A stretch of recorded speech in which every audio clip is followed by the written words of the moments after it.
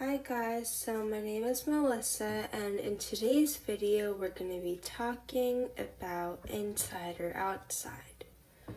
And so in today's lecture we're going to be identifying and working with some shapes, and then in these diagrams or figures we're going to be talking about whether things are inside or outside of a given figure.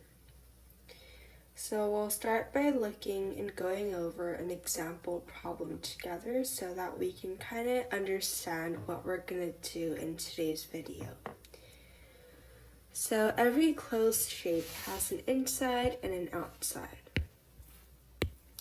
So in this closed shape, which is a square, the inside is over here and everything outside is going to be labeled as outside. Again, in this closed shape, everything here is inside and everything that's in here is going to be outside. Again, this is in and everything outside the shape is outside. And in complex diagrams like this, shapes like these, if we look carefully,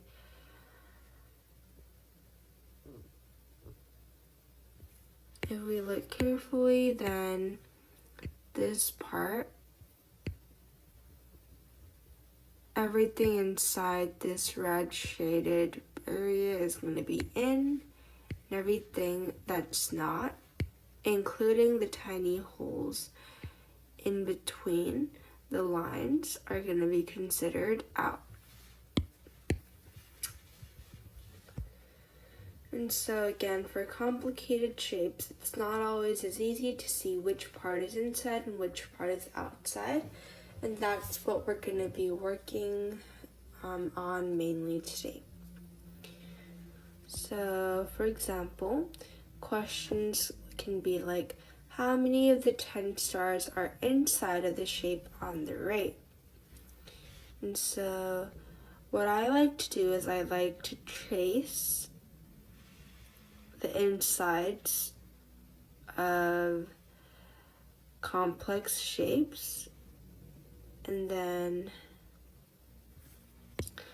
I like to trace and then identify how many stars are inside. And so I'll use a highlighter so that we can see the stars in case we cover them. So this is going to be the inside of the shape, and so the stars that are inside are going to be these ones. So we have 5 stars that are inside.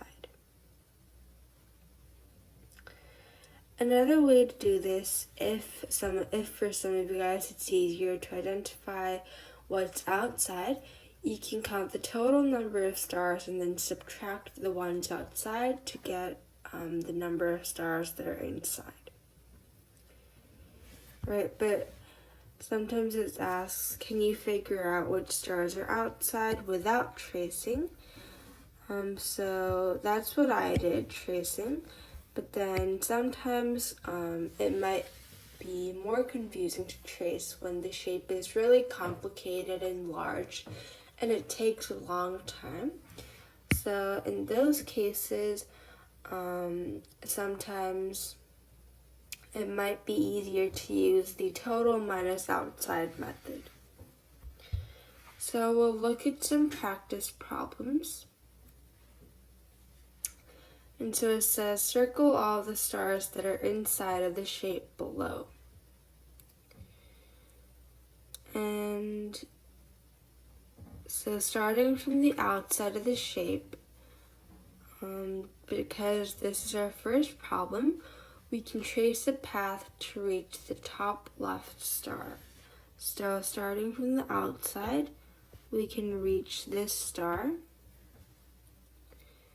And then we can reach the next star below by crossing one line, right?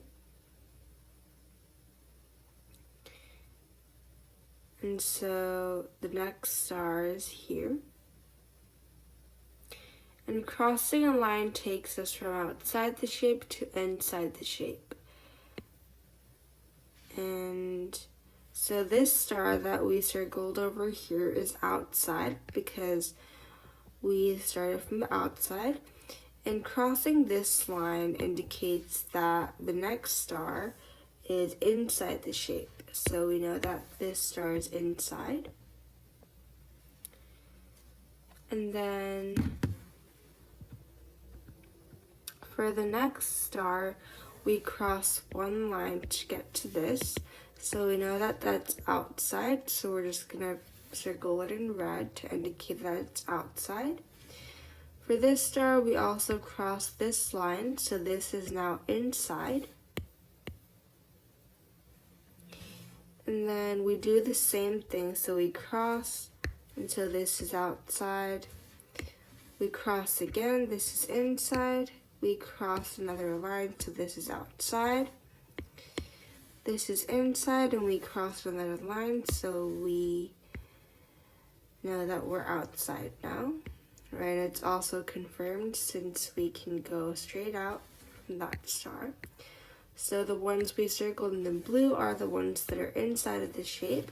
So we have 4 stars that are inside, and we circled them. And now we'll look at problem 91. Circle all the stars that are outside of the shape below. So now we're looking for ones that are on the outside. So we're going to start with this star, and this is outside. Now the next star is going to be this one. But then we cross a line, so now this is inside. We cross another line, we cross a line here. So now that's outside.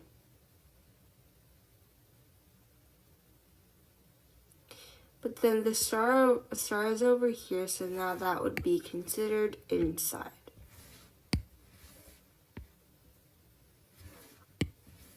Since we crossed 2 lines. And then we cross a line, so this is outside, cross another line inside, and so this is going to be outside.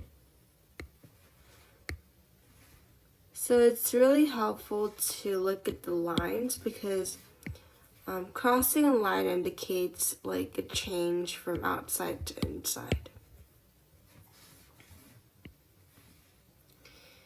And then we're just going to follow that same pattern. So I crossed one line, so now this is inside. Didn't cross the line, so this is also inside. Crossed one line, it's outside here, but we crossed another line, so this is also inside. Now we're going to do the same thing, but horizontally.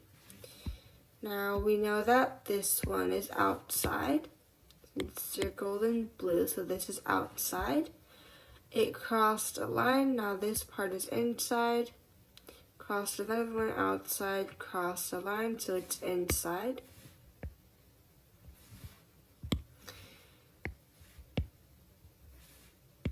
And then crossed a line, so now this is outside, now it's inside since we crossed another line. And then we have outside here, but then inside again. So far we haven't had other outside circles yet, outside stars yet. We're gonna go the other way. So this is inside.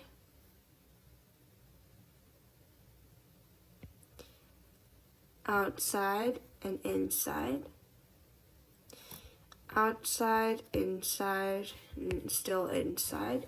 So the only 2 stars that are outside of the shape are going to be these 2 blue circled stars. Now we're going to go to the next page. And so it says label whether each letter listed below is inside or outside of the shape above. So we're just going to choose any entering. And so if we choose this if we choose this part to start from the outside and we follow along, we can get to A without crossing any lines.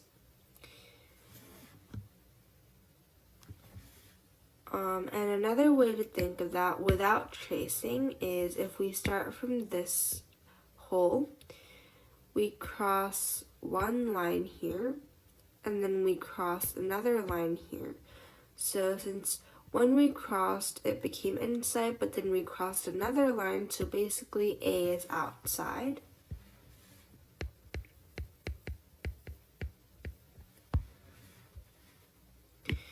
Now we're going to do the same thing using a different hole for B.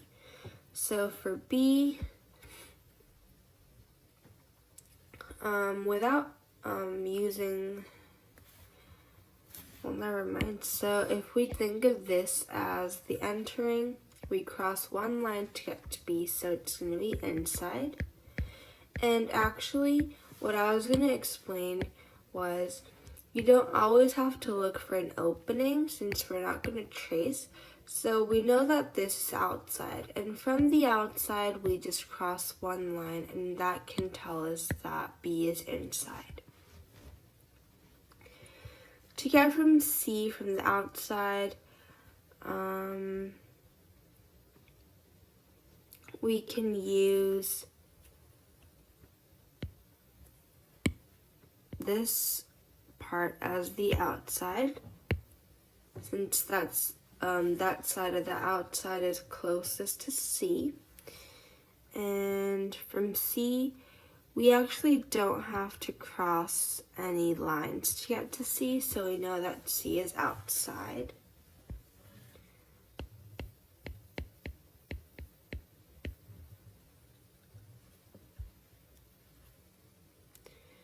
And then for D, we're going to use this side as outside. And so for D, we pass through 1, 2, 3 lines. And so when we crossed once, it became inside, crossed again, outside, and then crossed again. So it would be inside.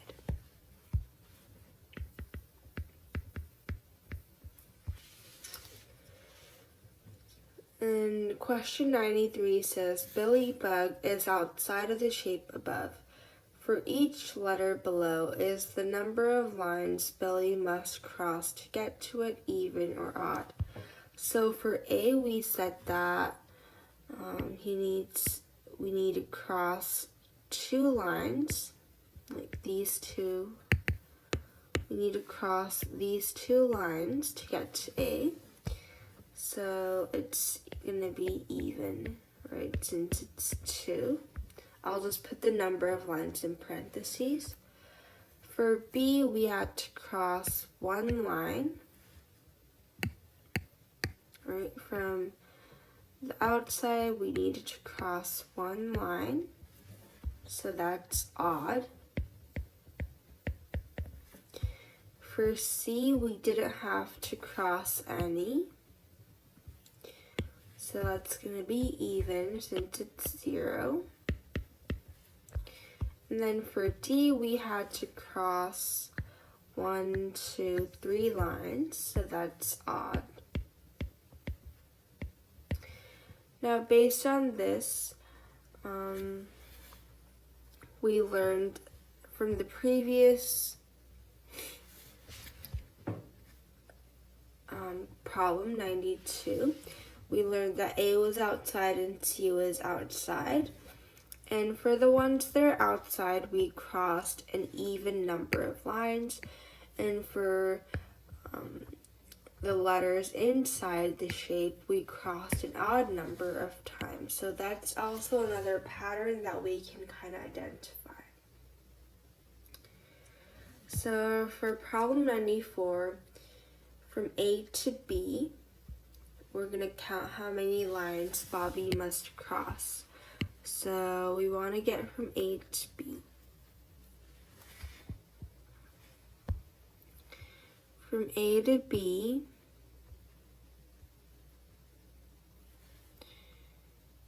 we can go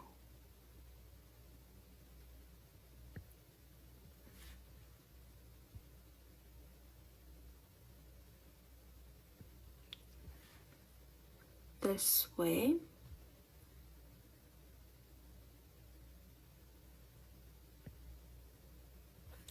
And so the number of lines that he crosses is going to be from A1, 2, 3, 4, 5, 6, 7, 8, and 9. So he crossed 9 lines. And so we know that 9 is odd. And then from A to C, we're going to draw another line from A to C, and it's going to go like this. So that would be, I'll just use a different color just in case. So that's 1, 2, 3, 4, 5, 6, 7, 8. So that was 8 lines from A to C, and that is even.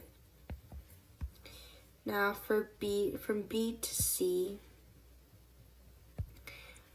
we can go this way. So from B to C,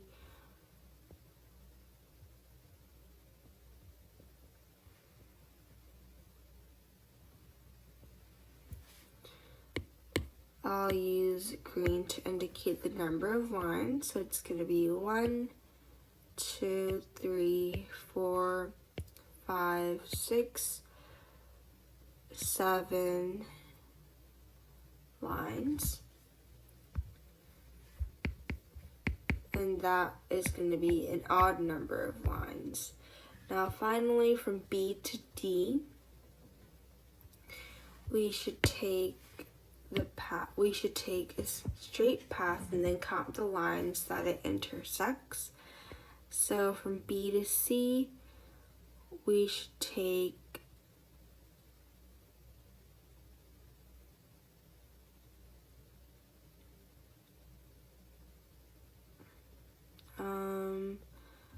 from B to C, the lines that we're gonna cross are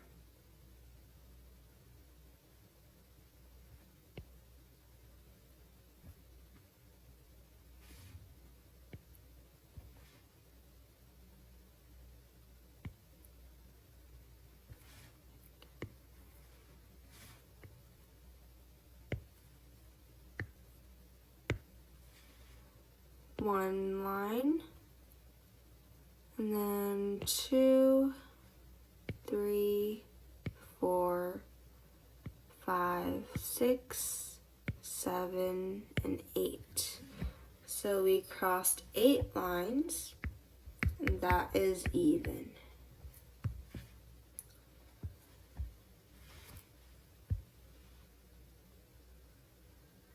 And so in the previous problem, we learned that crossing an even number of lines is outside, and crossing an odd number of lines takes inside the shape.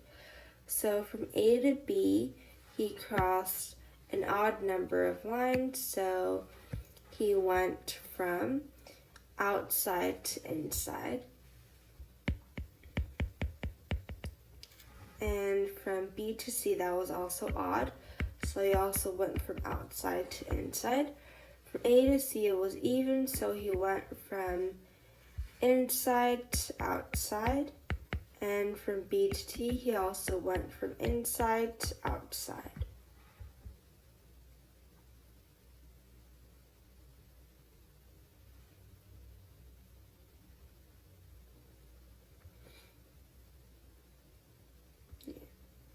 And so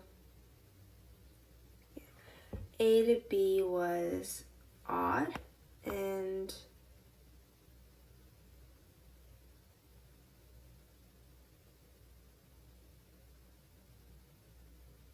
yeah, B to C was also from the, oh, sorry. So instead of doing it like this, sorry for the confusion, just I was looking at it the wrong way, but to explain this once more, of course we can count, but based on the pattern that we found, we can find out how many lines were crossed without having to actually trace or like look for a path and count the lines. So if we look at A to B, we know that A is outside and B is inside. So from A to B, he went from outside to inside. And so that means that he crossed an odd number of lines because he changed his, so that means he changed an odd number of times because he changed his location from inside to outside, right? And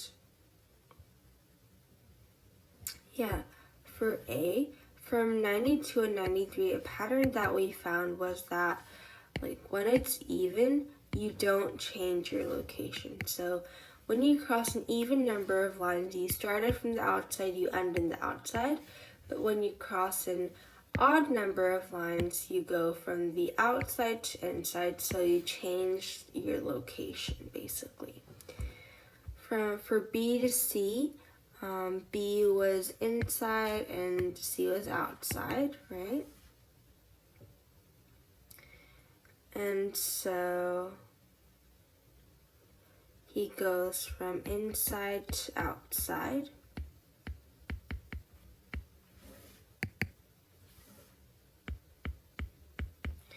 And from inside to outside, that means he changed his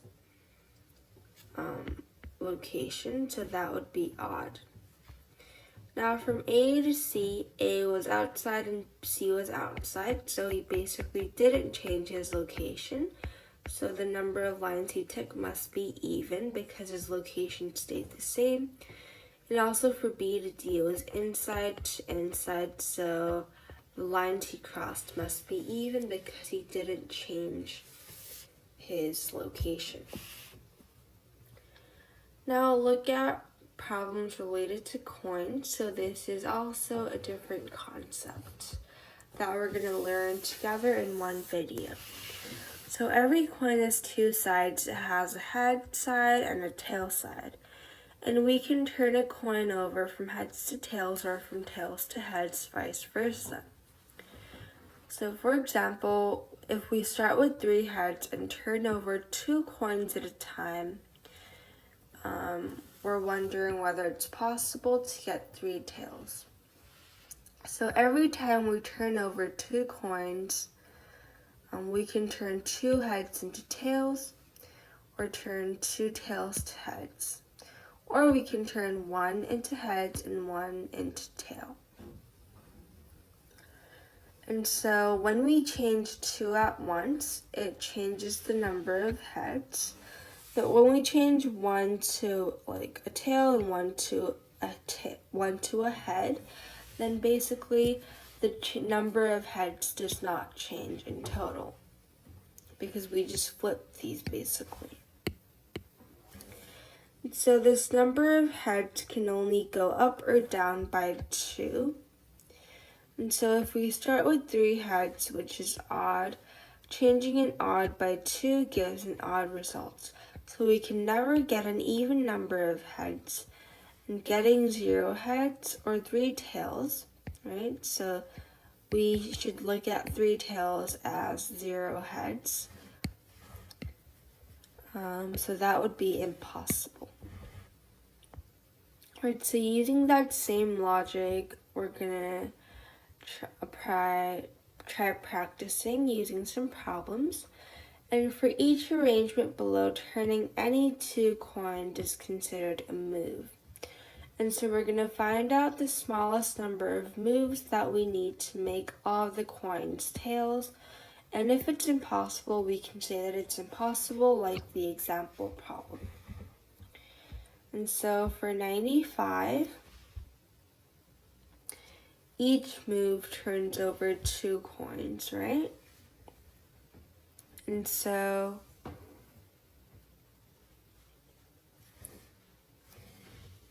if we want to change everything to tails, we can flip these 2, and that's going to be considered 1 move. And we can also flip these 2, and that's going to be considered 1 move. So we can use 2 moves to change everything to tails.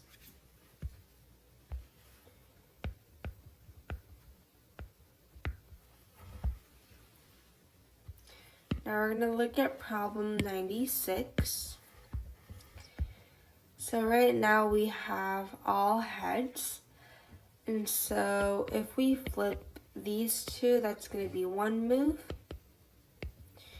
Flip these 2 into tails is 1 move. But then we have 1 head left. And the number of heads can only go up or down by 2. And so we started with 5 heads, so it's going to be impossible to have 0 heads since it always has to decrease by 2s. So that can be thought of as skip counting starting from 5 using previous concepts. So it's going to be impossible from us to go from 5 and skip count to reach 0. So that's going to be impossible.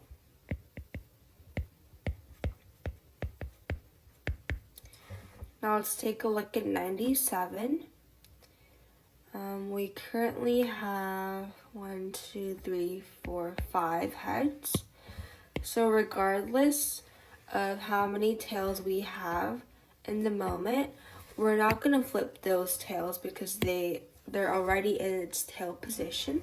So we're only going to consider the heads because those are the ones that we have to flip. But we have 5 heads, so it's basically the same case as problem 96, where it's impossible for us to change an odd number of heads all into tails because we can only change, we can only decrease the number of heads by 2s. So that would also be impossible. For problem 98, we need to change 1, 2, 3, 4, 5, 6 heads. So 1 move, 2 moves. So 1 move, and that's going to be the second move, and these 2 are going to be the third move. So we need 3 moves to turn all coins into tails.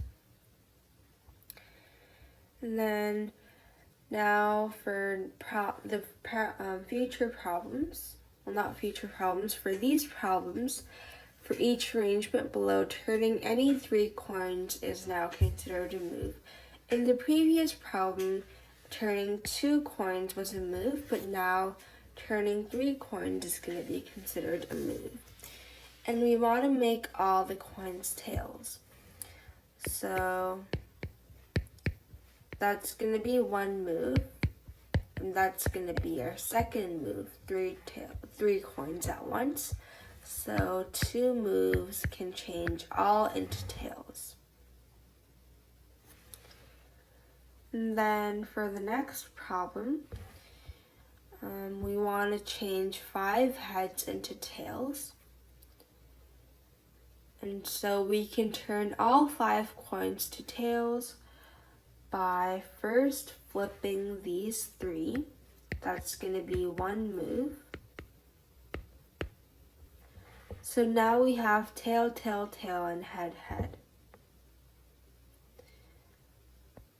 And so I'll just write that out. So tail, tail, tail, head, head.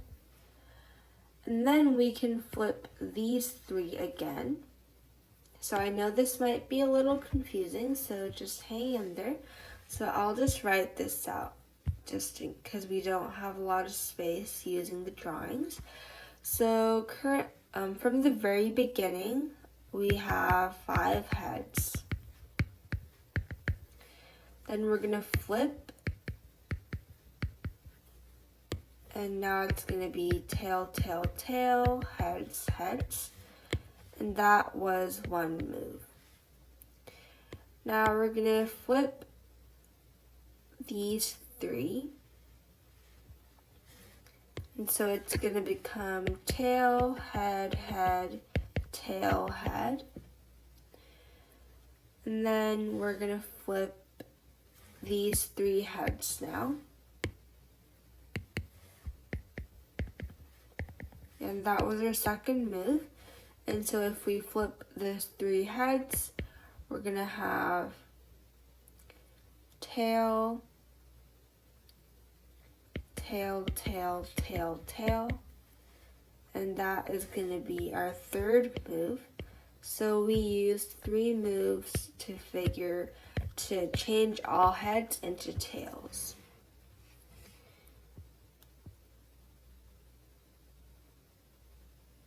And so for problem 101, we have 4 heads right now. And so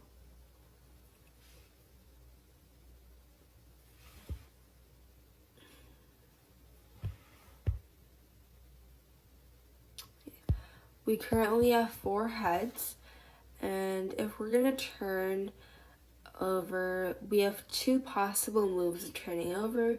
We can turn over these 3 or turn over these 3.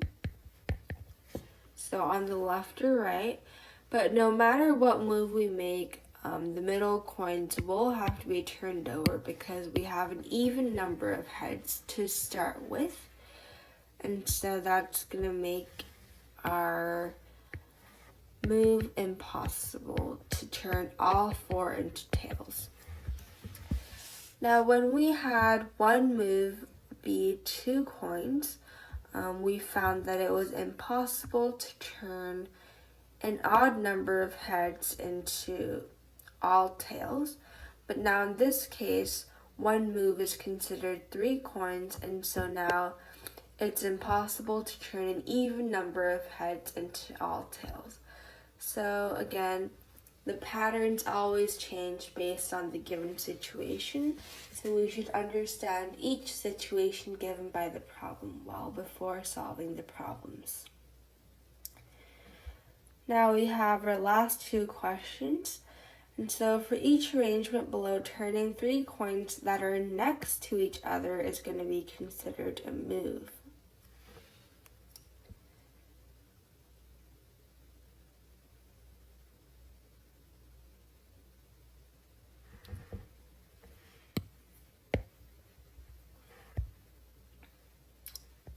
And now for problem 101,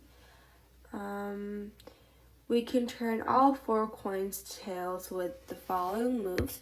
So again, I'm gonna write out the names of tails and heads because we don't have enough space to draw. So I'm gonna first write out what the initial starting condition is. So it's all heads. Then we can flip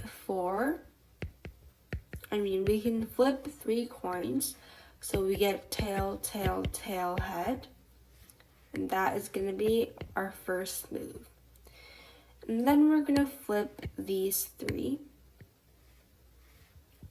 So it becomes tail, head, head, tail. And that's going to be our second move. And then we want to flip these 3 coins. And so it's going to be head, tail, head, head. So that's going to be our third move. And finally, we're gonna flip all the 3 heads so that becomes all 4 tails. And so in total, we use 4 moves.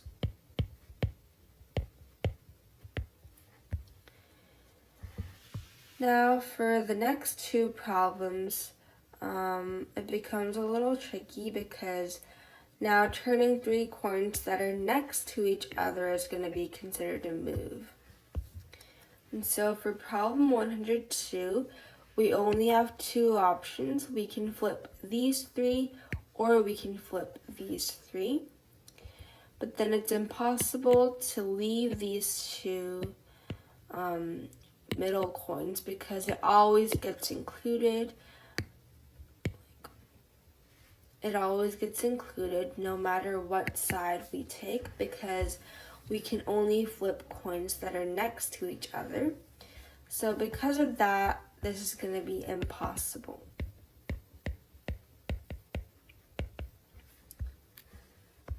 And then for problem 103, we can turn these 5 tails into, we can turn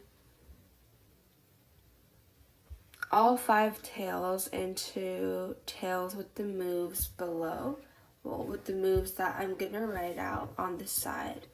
So for problem 103, we can turn all 5 coins to tails with these moves. So for now, we're gonna turn these 3 coins into heads. So it's gonna be head, head, I'll just write them out. And then we have a head here, and we have a tail. And so now we can flip these 3 coins. And that was 1 move. And now we can flip these 3 coins that are next to each other so that it becomes head, tail, tail, head, head. And then we're gonna flip these 3 to finally get 5 tails. And that was our second move and our final 3rd move. So 3 moves in total were involved. And that was it for our lesson today, and I'll see you guys all in the next video. Bye!